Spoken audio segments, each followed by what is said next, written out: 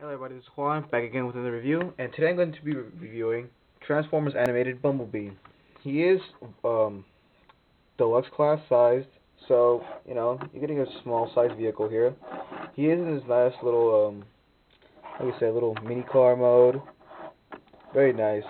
One thing I want to point out is, I recently saw the review of him by Robot Adventures, and he pointed out he had car eyes. I didn't know what the hell he meant until I looked at this. Yes, if you can tell right there, those look like pupils in his windshield. Um, yeah, I mean, it distracts me now because now I think he's a part of a Disney movie. And you can see the green here, but whatever. That's just a little side thing. Hopefully nobody else picks it up because they will go nuts with that. Anyways, the detail on this guy, for being an animated figure, has a little bit. I mean, he does have the little car handle thingy to open the door. You can kind of tell where like the plastics are a little bit different right here and there because it's clear and he had to paint that. Has nice detail. I mean, he has this nice little black stripe right here and the red siren. It's just solid red. It's not like a clear plastic painted with it's not like a clear red or anything. The inside you can kind of tell it's just robot parts, but overall the windows are like this smoky color. In the back here you get an Autobot insignia. It's the silver kind. And the rims, they're okay. I mean, they're nicely painted and, they roll really nice. On the other side, you can kind of see Bumblebee and where all this stuff is. And you get the rocket boosters, which you saw on the show, like, I think twice, like in 2 episodes. But yeah, these actually help a lot, which I'm going to show in transformation. What you want to do is you want to hold on to these. I mean, these really do help when you're transforming him. And you just want to pull these apart. Like so. It's on a hinge and it'll just come up like so. There you go. Then what you want to do is you want to come here and then you want to detach this from here and rotate this up. And while you're rotating this up, there you go, like so, you want to twist this and then bring it down some more. There we go. Once you got that done, you just want to come over here to the back, separate this, and it's all held together by this strong peg right here. And what you want to do is you want to bring these down. These become the front part of the foot, like so. And then what you want to do is you want to come here and rotate these. You're on this little hinge. Why is it not doing? There we go. They're on a little hinge and they come like so, and they're spring loaded so they go back in place like so. Same thing on this side, and then we got the legs. Now we're almost done. What you want to do now is you just want to fix everything up here. What you want to do is you want to move these out the way. Basically you want to bring these together like so. There's the little pegs and posts here, and let me just do that real quick. There we go. Have to fiddle with him a little bit. And then what you want to do is you want to bring these arms, you want to bring them out like so, and then twist them, and then straighten them out. Same thing with the other one. Straighten them out, and then you want to, if you want, you can put these in already, and flip up the hands. They're just under here and under this little swivel joint, and they make them come out.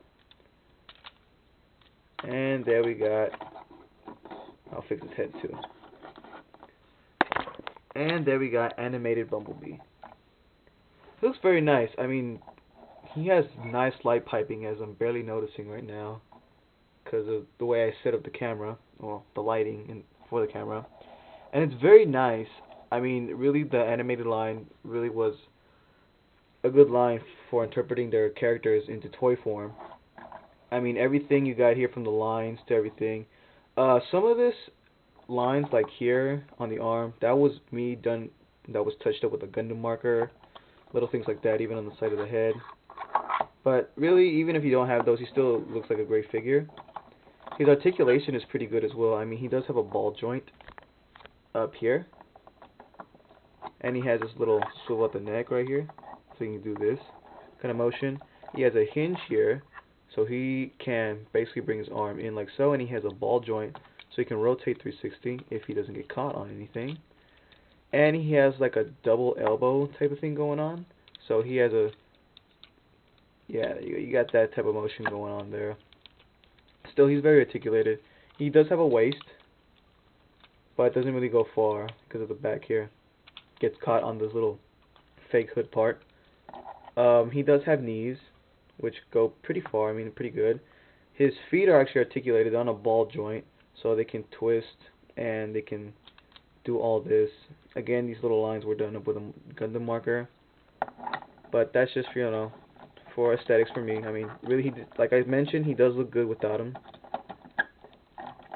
And then what you want to do here, and is he does have a little gimmick where you can fold away the arms, and you can bring out the stingers, just like in the show. So these look a little bit different. And what these can do is they can attach together. Oops, move the camera. And when you attach them together, they actually make the big stinger he would use for big attacks. There we go. And he's very posable, so you can get him into dynamic poses if you don't pop off his foot while doing so. And let's see if I can attach this. It's not hard attaching this back on there. There we go.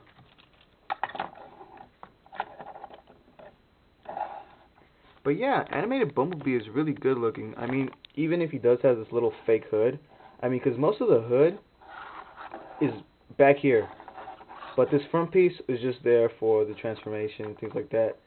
Little nudges against him would be, his little Autobot insignia.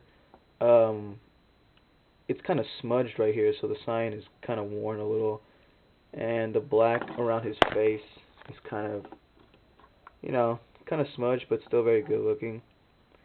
Other than that, I mean, the animated line really is a really good line. And if you haven't picked up one of these figures, I don't know what's wrong with you, but you really should go pick one of these up.